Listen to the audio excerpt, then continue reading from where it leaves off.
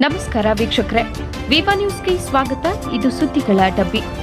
ಲಿಂಗಾಯತ ಮಠಾಧಿಪತಿಗಳ ಒಕ್ಕೂಟ ಬಸವ ಸಂಸ್ಕೃತಿ ಅಭಿಯಾನದ ಸಮಿತಿ ಸಹಯೋಗದಲ್ಲಿ ಹಮ್ಮಿಕೊಂಡಿದ್ದ ಬಸವ ಸಂಸ್ಕೃತಿ ಅಭಿಯಾನಕ್ಕೆ ಜಿಲ್ಲೆ ಸೇರಿದಂತೆ ನೆರೆಯ ಜಿಲ್ಲೆಯ ಅಪಾರ ಸಂಖ್ಯೆಯ ಶರಣ ಶರಣೆಯರು ಭಾಗಿಯಾಗಿದ್ದರು.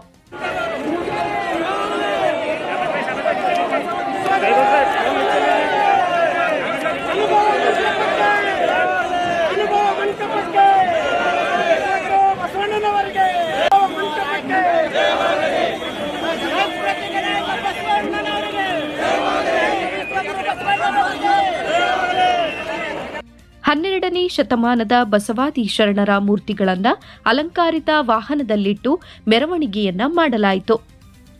ವಿವಿಧ ಜಾನಪದ ಕಲಾ ತಂಡಗಳು ಅದರ ಮೆರಗನ್ನ ಹೆಚ್ಚಿಸಿದ್ವು. ಮಕ್ಕಳು ಬಾಲ ಶರಣರ ವೇಷದಲ್ಲಿ ಗಮನವನ್ನ ಸೆಳೆದರು.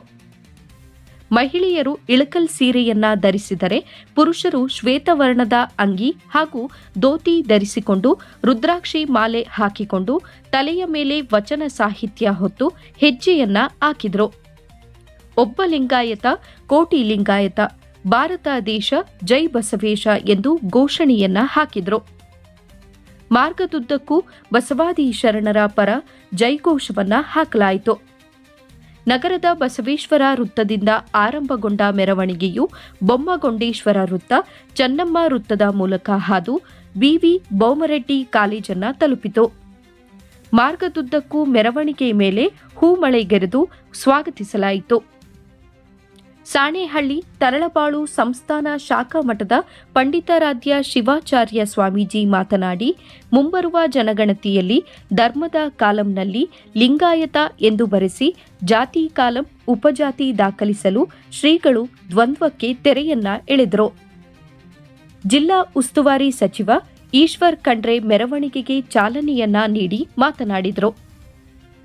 ಬಸವಣ್ಣ ಕರ್ನಾಟಕಕ್ಕಷ್ಟೇ ಅಲ್ಲ, ಇಡೀ ವಿಶ್ವಕ್ಕೆ ಸಾಂಸ್ಕೃತಿಕ ನಾಯಕ.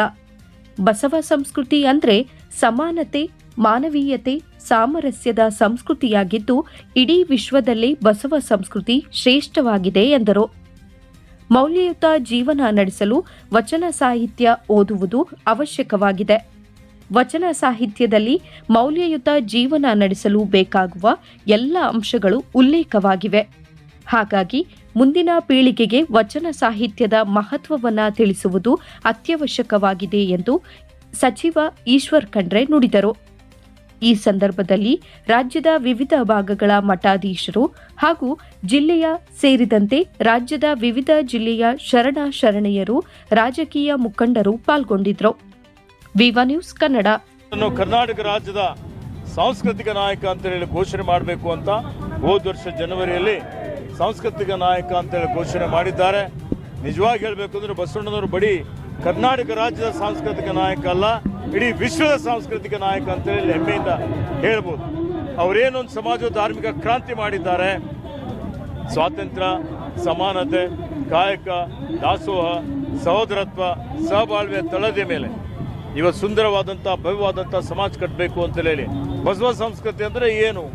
ಬಸವ ಸಂಸ್ಕೃತಿ ಅಂತ ಹೇಳಿದರೆ ಸಮಾನತೆಯ ಸಂಸ್ಕೃತಿ, ಸಾಮಾಜಿಕ ನ್ಯಾಯದ ಸಂಸ್ಕೃತಿ, ಮಾನವೀಯ ಮೌಲ್ಯಗಳ ಸಂಸ್ಕೃತಿ, ಸಾಮರಸ್ಯದ ಸಂಸ್ಕೃತಿ. ಇವತ್ತು ಈ ಒಂದು ದೃಷ್ಟಿಯಿಂದ ಇದು ವಿಶ್ವದಲ್ಲೇ ಅತಿ ಶ್ರೇಷ್ಠವಾದಂಥ ಒಂದು ಸಂಸ್ಕೃತಿ ಅಂತ ಹೇಳಿ ಇವತ್ತು ನಾವೆಲ್ಲ ಹೇಳ್ಬೋದಾಗಿದೆ. ಆ ಒಂದು ನಿಟ್ಟಿನಲ್ಲಿ ಇವತ್ತಿಡೀ ಜಗತ್ತಿನಲ್ಲಿ ಅನ್ನೋ ಒಂದು ಜಾತಿಗಳಲ್ಲಿ ಧರ್ಮಗಳಲ್ಲಿ ಒಡೆದಾಡುವ ನೀತಿಯನ್ನು ಅನುಸರಿಸಿ ಒಂದು ರೀತಿಯ ಆತಂಕದ ವಾತಾವರಣ ನಿರ್ಮಾಣ ಆಗಿದೆ. ಎಲ್ಲೂ ಸುಖ ಇಲ್ಲ, ಶಾಂತಿ ಇಲ್ಲ, ನೆಮ್ಮದಿ ಇಲ್ಲ. ಒಂದು ಕಡೆ ಯುದ್ಧ ನಡೀತಾ ಇದೆ, ಒಂದು ಕಡೆ ಶ್ರೀಮಂತರು ಅತಿ ಶ್ರೀಮಂತರು ಆಗ್ತಾ ಇದ್ದಾರೆ, ಬಡವರು ಅತಿ ಬಡವರು ಆಗ್ತಾ ಇದ್ದಾರೆ. ಇನ್ನೂ ಶೋಷಣೆ ಇದೆ, ಅತ್ಯಾಚಾರ ಇದೆ, ದೌರ್ಜನ್ಯ ಇದೆ, ಮಕ್ಕಳು ಸುರಕ್ಷಿತವಾಗಿಲ್ಲ, ಮಹಿಳೆಯರು ಸುರಕ್ಷಿತವಾಗಿಲ್ಲ. ಸಮಾಜದಲ್ಲಿ ಎಲ್ಲಕ್ಕೆ ಪರಿಹಾರ ಅಂತ ಹೇಳಿದರೆ ವಚನ ಸಾಹಿತ್ಯದಲ್ಲಿ ಇದೆ. ವಚನ ಸಾಹಿತ್ಯ ನಮ್ಮ ಸಮಸ್ಯೆಗಳಿಗೆ ಇವತ್ತು ದಿವ್ಯೌಷಧಿ ಆಗಿದೆ. ಹೀಗಾಗಿ ಇದರಲ್ಲಿ ಪ್ರಶ್ನೆಯೂ ಇದೆ, ಉತ್ತರವೂ ಇದೆ, ಇದರಲ್ಲಿ ಸಮಸ್ಯೆಗಳಿದ್ದಾವೆ, ಪರಿಹಾರನೂ ಇದೆ.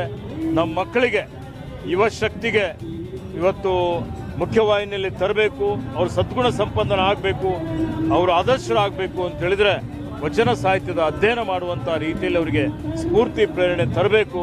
ಆ ಒಂದು ನಿಟ್ಟಿನಲ್ಲಿ ನಾವೆಲ್ಲ ಕಾರ್ಯೋನ್ಮುಖರಾಗಬೇಕು ಅನ್ನುವಂಥ ಒಂದು ವಿನಂತಿಯನ್ನು ಮಾಡಿ ಈ ಒಂದು ಬಸವ ಸಂಸ್ಕೃತಿ ಅಭಿಯಾನ ಯಶಸ್ವಿಯಾಗಲಿ ಅಂತ ಹೇಳಿ ಹಾರ್ದಿಕ ಅಭಿನಂದನೆ ಮತ್ತು ಶುಭಾಶಯಗಳನ್ನು ಕೋರುತ್ತೇವೆ.